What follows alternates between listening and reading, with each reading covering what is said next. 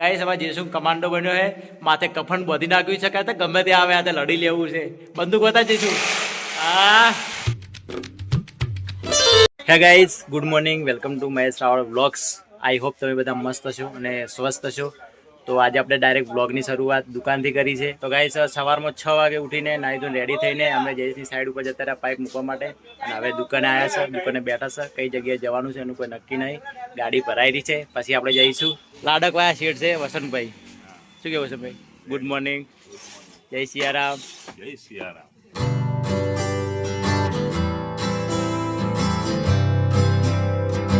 વચ્ચે રસ્તામાં ઉભા થયા ભૂતેડી કઢી પકોડા અને સમોસા કોઈ બી ખાઈ લેશું, કેમ કે સવારનો આપણે નાસ્તો કે ચા કે બા કશું પીધું નહીં, એટલે બરોબરની ભૂખ લાગી છે. પહેલા તો નાસ્તો કરી લઈએ મસ્ત, પછી આગળ વધશું. ભૂતેડી આવડે એટલે આપણે ઠાકોરના સમોસા ખાવા માટે આવવાનું જ પ્રખ્યાત છે.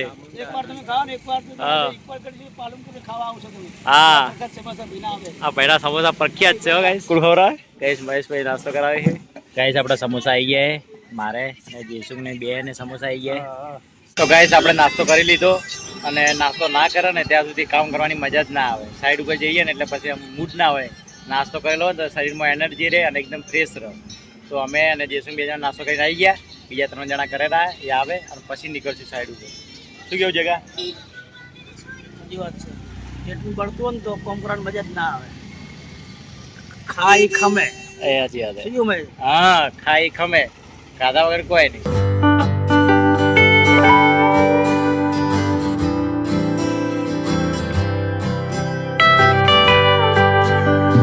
તો ગાઈસ આપણે પહોંચી ગયા છે આપણી સાઈડ ઉપર ઇકબાલગઢથી અંદર પોખરાની અંદર સ્કૂલ છે સરકારી, એનું લાઇટ ફિટિંગ કરવાનું છે આપણે આજે. અને પહેલાં તો આપણે સબ સેન્ટર કરવા માટે જતા હતા, અને અહીંયા તો બધું અંડરગ્રાઉન્ડ હતું. અહીંયા આપણે સ્કૂલનું કામ કરવા માટે આવ્યા છે, એ પણ પોખરાની અંદર. જગ્યાએ કોઈ વસ્તુ તમને ના મળે કે કોઈ દુકાન તમને જોવા ના મળે, ખાલી ઘર જોવા મળે. એ પણ 4-5 જેવા ઘર હોય એ તમને જોવા મળશે.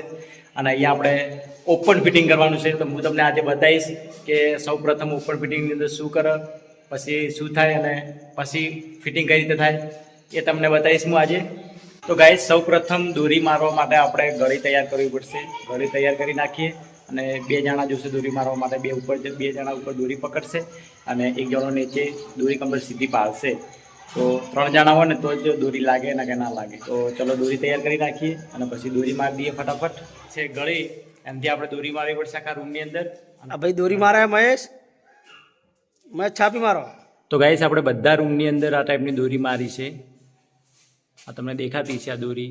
સૌ પ્રથમ ઓપન ફિટિંગની અંદર આ ટાઈપની દોરી મારવી પડે.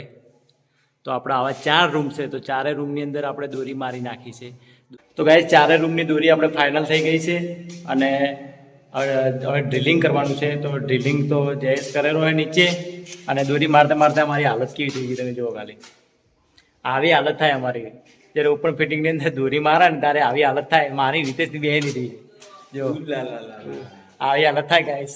એના કરતી આપણે અંડરગ્રાઉન્ડનું કામ કરવું બહુ મજા આવે. ખાલી પાઇપ બોર્ડ સાફ કરીએ અને વાયરિંગ થઈ જાય. અને ઓપન ફિટિંગની અંદર તો દોરી મારવાની, ડ્રિલિંગ કરવાનું, પછી શેડલિંગ કરવાનું, પછી ઓપન ફિટિંગ થાય.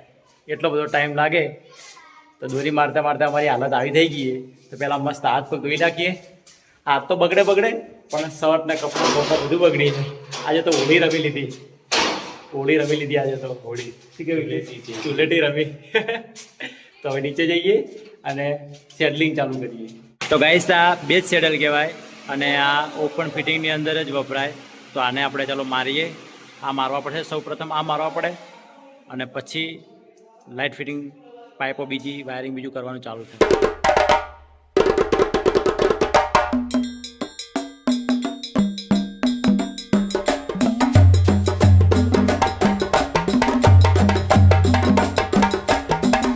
તો ગાઈસ હું શેડલ મારતો હતો, અને શેડલ મારતો નીચે આવી ગયો. કારણ કે ગરમી એવી પડે છે ને, અતિશય ગરમી પડે, અને બફારો પણ એટલો મારે છે ને, સહન નહીં થતું. જેમ કે ઉપર સિલિંગમાં ઘોડા પર ચડીને કામ કરવાનું હોય ને.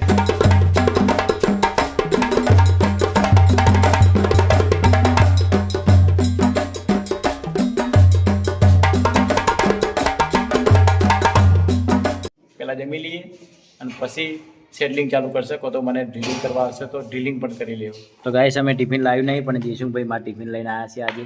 તો એમને લાવ્યું છે મગનું શાક રોટલી અને હિતેશે શું લાવ્યું દેખાતું નહીં બરોબર તુરિયા અને ઝૂલો લાવ્યો છે ભાત. તો ગાઈસ જમ્યા પછી હરેક માણસને ઊંઘવાનું મન થાય. એમાં પહેલો મારો મિત્ર કેવો ઊંઘ્યો હોય નીચે.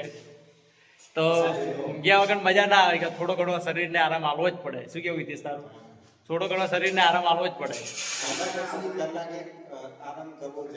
આ કલાક તો અડધો કલાક તો જમ્યા પછી આરામ જોવે ને જોવે તો બધા તો બેન્ચીસો સ્કૂલની અંદર બેન્ચીસો પડી રૂમની તો બધા બેન્ચીસો લોબી કરી અને બધા હોઈ ગયા. તો પેલા આરામ કરી લો, હું પણ થોડો આરામ કરી લઉં અને પછી કામ ચાલુ કરશે. ગાઈસ હિતેશ એના શેડલ સેટિંગ કરે છે, ધૂલો પ્લેટો લૂપિંગ કરે છે, પંખા પણ તૈયાર કરી નાખ્યા છે.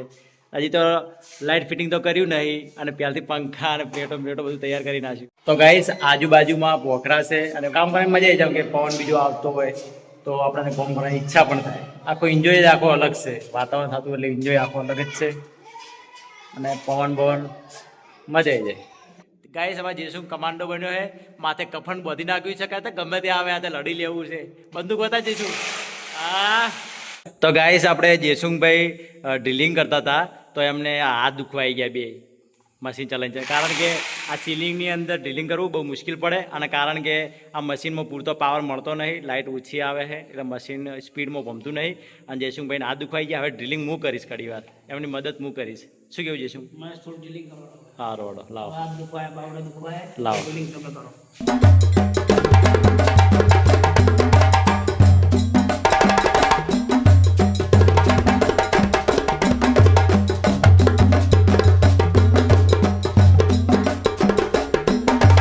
તો ગાઈસ જેસુની કેવી વાત સાચી છે. કારણ કે લાઇટ પૂરી આવતી નહીં, મશીન એકદમ તાકાત કરતું નહીં, આપણે એકદમ તાકાત કરવી પડે મશીન ચલાવવા માટે.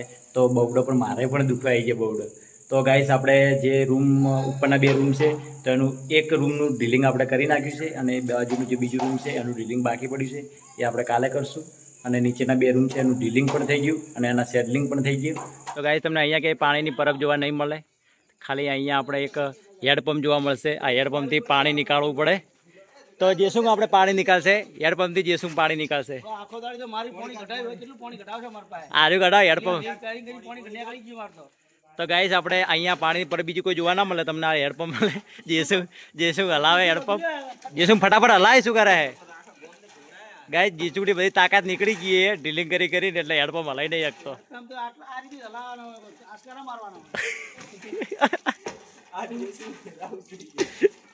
તો ગાઈસ હેડપંપમાં પાણી થોડું નોર્મલ આવે.